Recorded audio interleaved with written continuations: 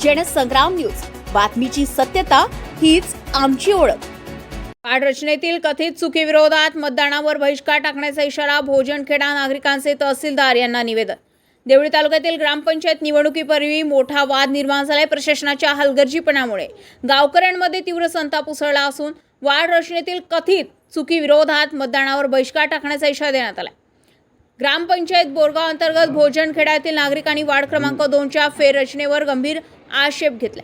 गावकऱ्यांच्या म्हणण्यानुसार गेल्या 20 ते 25 वर्षापासून हा वार्ड आलोडा गावाशी जोडलेला होता। मात्र यावेळी कोणतीही पूर्वसूचना, दवंडी किंवा सार्वजनिक हरकतीची प्रक्रिया न राबवता हा वार्ड थेट निमसडा या शेवटच्या टोकावरील गावाशी जोडण्यात आल्याचा आरोप करण्यात आला। याबाबत ग्रामपंचायत सदस्य, पोलीस पाटील आणि स्थानिक नागरिकांना कोणतीही माहिती देण्यात आली नाही।